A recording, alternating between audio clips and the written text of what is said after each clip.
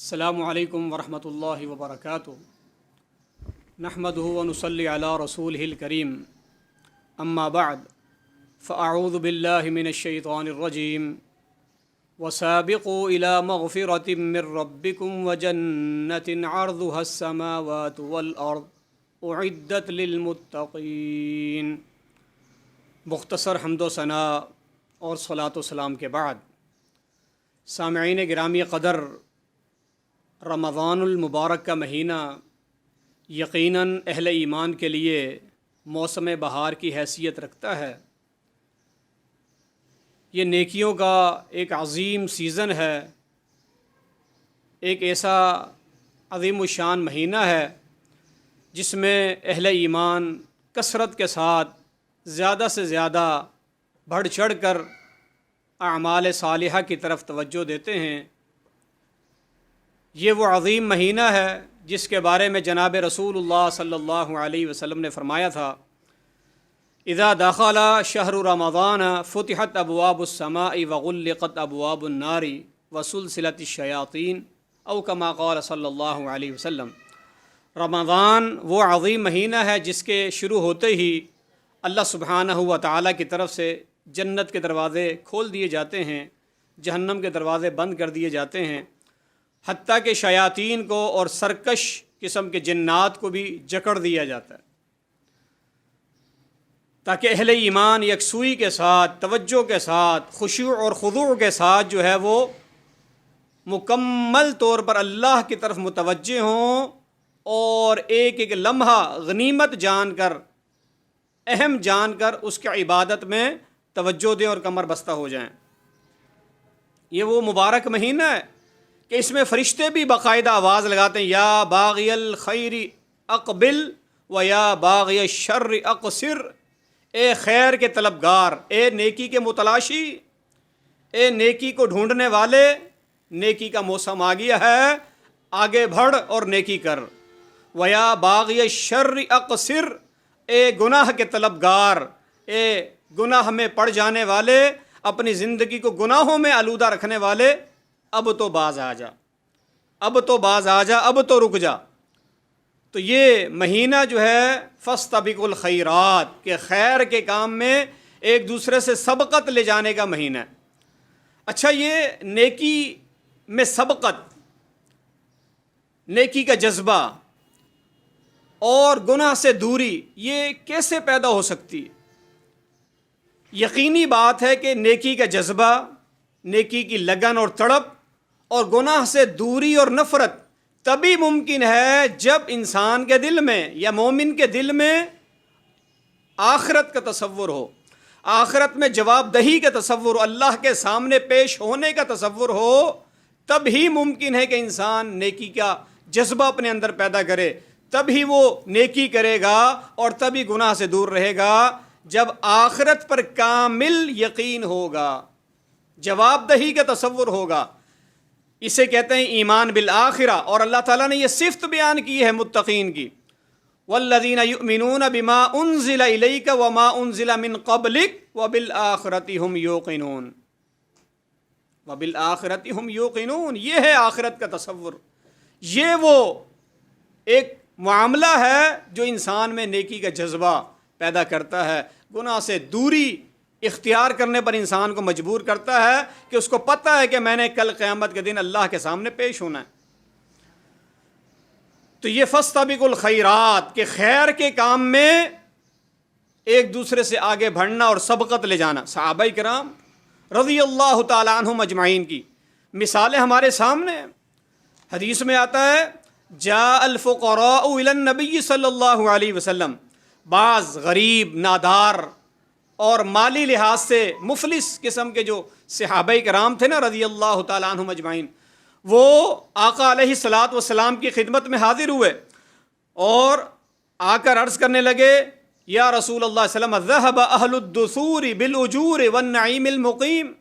اللہ کے نبی، یہ مالدار، صاحب حیثیت، صاحب ثروت لوگ جنہیں اللہ تعالیٰ نے مال و متاع سے نوازا ہے، وہ ہم سے اجر و ثواب میں اور جنت کی نعمتوں میں وہ ہم سے آگے بڑھ چکے ہیں، وہ تو سبقت لے گئے۔ ہم پیچھے رہ گئے. صحابہ کرام کے حرص اور تڑپ دیکھیے. ہم پیچھے رہ گئے، وہ آگے بڑھ گئے. وہ آگے کس چیز میں بڑھ گئے؟ دنیا کمانے میں نہیں، بلکہ اجر و ثواب حاصل کرنے میں، اللہ کی رضا کو حاصل کرنے میں، جنت کی ابدی اور دائمی نعمتوں کو پانے میں وہ ہم سے آگے بڑھ گئے، ہم پیچھے رہ گئے. یصلون کما نصلی ویصومون کما نصوم. معاملہ یہ ہے کہ وہ بھی نماز پڑھتے جس طرح ہم نماز پڑھتے ہیں، روزہ تو وہ بھی رکھتے ہیں، روزہ ہم بھی رکھتے ہیں، لیکن وَلَهُمْ فَضْلٌ مِّنْ أَمْوَالٍ. اصل جو ان کو فضیلت حاصل ہے، درجہ حاصل ہے، وہ مال کی وجہ سے حاصل ہے. یحجون بها ویعتمرون ویجاہدون ویتصدقون. مال کی بنیاد پہ وہ حج بھی کرنے جاتے ہیں، عمرے پہ بھی جاتے ہیں، اللہ کی راہ میں جہاد میں بھی مال خرچ کرتے ہیں، اور اس کے علاوہ نفلی صدقہ اور خیرات وہ بھی دیتے ہیں. تو مالی جو عبادات ہیں اس اعتبار سے وہ ہم سے آگے بڑھ گئے. ہمارے پاس مال نہیں ہے. تو یہ ان کی ایک حرص اور تڑپ تھی. بڑی طویل اور مشہور حدیث ہے. میں نے ابتدائی حصہ صرف آپ کے سامنے ذکر کیا ہے کہ صحابہ کرام کو کس قدر حرص تھی کہ سبقت لے جانی ہے تو خیر کے کام میں، نیکی اور جو نا بھلائی کے کام میں سبقت لے جانی. تو میرے بھائیوں، یہ میں عرض کر رہا تھا کہ نیکیوں کا موسم بہار ہے، اس میں ایک دوسرے سے آگے بڑھ کر خیر کے کام میں ہم نے آگے آنا ہے. چند اعمال جن کی طرف توجہ دینا خاص کر کے اس مہینے میں بڑا ضروری ہے. ایک تو ماہ رمضان، اور یہ اس کے روزے. روزے کی قدر، اس کی حیثیت، اس کا مقام، اس کی اہمیت کو سمجھیے. جناب رسول اللہ صلی اللہ علیہ وسلم نے فرمایا کل عمل ابن آدم یضاعف الحسنۃ عشر امثالها الى 700 ضعف. فرمایا انسان کا ہر عمل، ابن آدم، ہم سب ابن آدم ہیں، ہم سب اولاد آدم ہیں، مرد ہو یا عورتیں. فرمایا جو بھی وہ عمل کرتے ہیں، جو بھی وہ نیکی کا کام کرتے ہیں جو کتاب و سنت سے ثابت ہے، اس کا اجر و ثواب کم از کم 10 گنا. کیونکہ اللہ رب العالمین کا فرمان ہے من جاء بالحسنۃ فلہ عشر امثالها. تو 10 کم از کم 10 سے لے کر 700 گنا تک اللہ تعالی ہر انسان کو اس کے خلوص کے مطابق، اس کی نیت کے مطابق اجر و ثواب سے اللہ تعالی نواز دیتا ہے.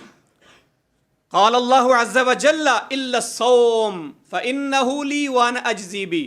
اللہ رب العالمین نے فرمایا، اللہ عز وجل فرماتا ہے ہر عمل کا یہ سلسلہ ہے اجر و ثواب کا، سوائے روزے کے.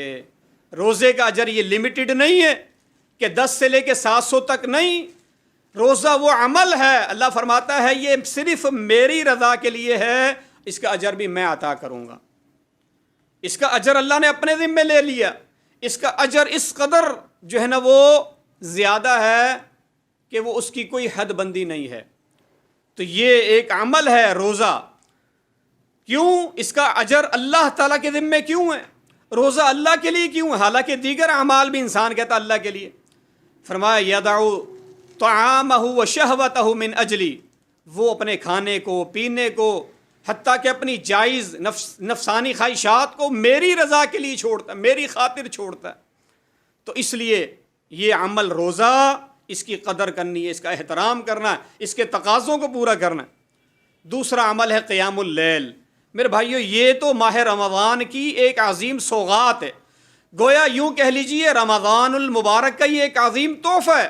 عام دنوں کے مقابلے میں، دیگر مہینوں کے بنسبت اس مہینے میں خاص طور پر قیام اللیل کرنا نماز تراویح کی صورت میں قدر آسان ہے. اس کے ایک موقع اور محل دستیاب ہوتے ہیں، تو بڑی آسانی کے ساتھ کم از کم اس مہینے میں انسان قیام اللیل کر سکتا ہے. نبی علیہ السلام کی حدیث ہے من قام رمضان ایمانا واحتسابا غفر له ما تقدم من ذنبه.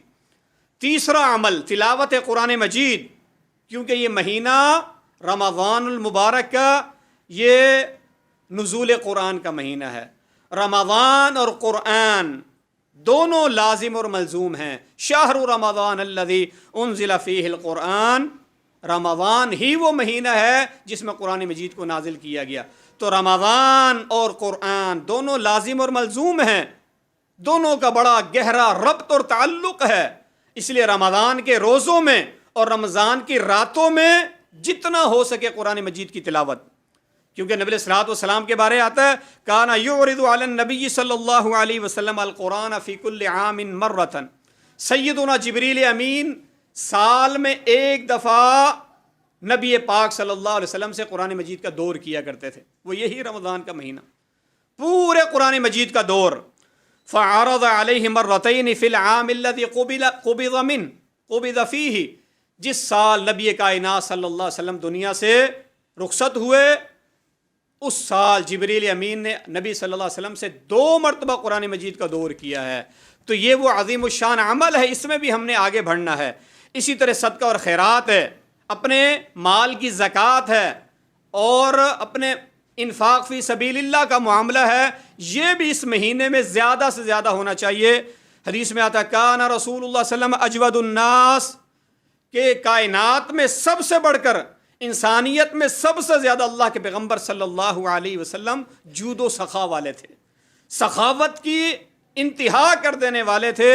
فرمایا وکان اجود ما یکون فی رمضان، اور سب سے زیادہ سخاوت آپ صلی اللہ علیہ وسلم ماہ رمضان میں کیا کرتے تھے۔ اللہ، اور ایک عمل وہ ہے دعا اور استغفار۔ اس ماہ رمضان کی برکات میں سے، اس کے فیوز میں سے یہ بھی ہے کہ انسان کثرت کے ساتھ توبہ اور استغفار کرے اور دعاؤں کا سہارا لے، دعاؤں کا سہارا لے۔ آدم علیہ السلام اور ابلیس کے واقعہ میں جو قرآن مجید میں بیان ہوا کئی مقامات پہ، ایک بات، اہم ترین بات جو ہمیں معلوم ہوتی ہے وہ کیا ہے کہ آدم علیہ السلام سے بھی خطا ہوئی، لیکن اس خطا پر وہ نادم ہو کر انہوں نے اللہ تعالیٰ سے معافی مانگی، استغفار کیا، توبہ کی، اور ابلیس نے حکم الہی کی نافرمانی کی، اس نے ابا واستکبر، تکبر سے کام لیا، اللہ کا حکم نہیں مانا اور اپنی غلطی پر اڑ گیا۔ پھر اس کی بیجا تعویلات اس نے بیان کرنا شروع کر دی۔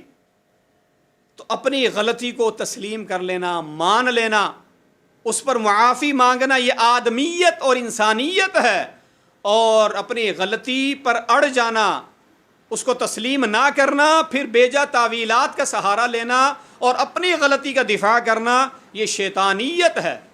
اس لیے اس مہینے میں انسان ویسے بھی خطا کا پتلا ہے، خطا کار ہے، اس لیے ہر دم اللہ تعالیٰ سے دعا کرنی چاہیے، معافی مانگ لینی چاہیے، اس لیے کہ معافی مانگنا اللہ تعالیٰ کو بہت پسند ہے، معافی مانگنے والے بھی اللہ تعالیٰ کو بہت پسند ہیں۔ ان اللہ یحب التوابین ویحب المتطہرین۔ اور آگے ماہ رمضان کی ایک عظیم دعا آ رہی ہے، اللہم انک عفو تحب العفو فاعف عنی یا فاعف عنا۔ تو یہ وہ اعمال ہیں، ان کی طرف ہمیں سبقت لے جانی چاہیے، کامل توجہ دینی چاہیے۔ اللہ کریم ہمیں بھی اس ماہ رمضان سے بھرپور استفادے کی توفیق دے۔ وآخر دعوانا الحمدللہ رب العالمین۔